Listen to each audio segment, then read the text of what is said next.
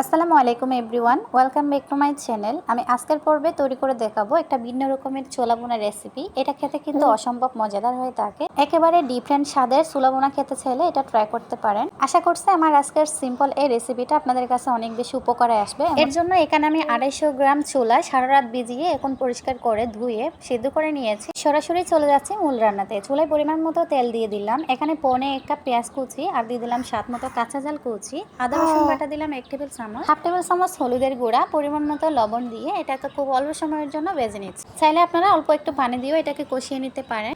আমি তেলের মধ্যেই কিন্তু ভেজে নিয়েছি, কোনো রকম পানি অ্যাড করিনি। অল্প কিছু সময় ভাজা হয়ে গেলে একটা সুন্দর স্মেল বের হবে, এই পর্যায়ে অ্যাড করে দিতে হবে সিদ্ধ করে রাখা ছোলা। সেই সাথে দিয়ে দিলাম 2টা সিদ্ধ করে রাখা আলু। এটা অপশনাল, আপনারা চাইলে স্কিপ করতে পারেন, তবে ছোলা বোনাতে আলুর গ্রেভিটা থাকলে খেতে অসম্ভব ভালো লাগে। এবার কিছুটা পানি দিয়ে একটু নেড়ে চেড়ে এটাকে ঢাকনা দিয়ে একটা ব্লক তুলে নেব। দেখুন এই পর্যায়ে কিন্তু ছোলা বোনাতে সুন্দর একটা ব্লক চলে আসছে। এই পর্যায়ে আমি অ্যাড করে দিচ্ছি 1 টেবিল চামচ দারুচিনি আর ভাজা জিরার গুঁড়া। দারুচিনি আর জিরা হালকা ঠেলে নিয়ে এটাকে গুঁড়ো করে নিলে হবে। সেই সাথে আজকের যে মূল ইনগ্রেডিয়েন্টস সেটা হলো বেসন। 2 টেবিল চামচ বেসন দিয়ে এটাকে মিশিয়ে চুলার আঁচ মাঝারি রেখে এটাকে নাড়াচাড়া করে কিছুক্ষণ পরপর ভেজে নামিয়ে নিতে হবে। অবশ্যই কিছুক্ষণ পরপর নাড়াচাড়া করে দিতে হবে, তা না হলে নিচ থেকে লেগে যাবে।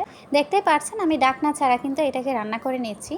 এটা খেতে অসম্ভব মজাদার হয়ে থাকে, একেবারে রেস্টুরেন্ট স্টাইলে। রেস্টুরেন্টে কিন্তু বেসন দিয়ে এভাবে ছোলা বোনা করা হয়। ছোলাটা রান্না হয়ে গিয়েছে, এ পর্যায়ে আমি পরিবেশন করছি। কিছুটা বাটিতে নিয়ে নিলাম ছোলা বোনা, অল্প কিউব করে কেটে রাখা শসা দিয়ে দিলাম, কিছুটা গাজর কিউব করে দিয়ে দিলাম। এভাবে শসা আর গাজর কিউব করে দিয়ে ছোলাটা মিশিয়ে খেতে কি যে দারুণ লাগে, আপনারা বাসায় ট্রাই না করলে বুঝবেন না। এভরিওয়ান, আমার আজকের এই সিম্পল রেসিপিটা আপনাদের কাছে আশা করছি খুবই ভালো লাগছে। সহজ এবং মজাদার এরকম রেসিপি পেতে আমার চ্যানেলের সাথে থাকবেন। আজকের মতো এখানেই বিদায় নিচ্ছি। ভালো থাকবেন সবাই। আল্লাহ হাফেজ।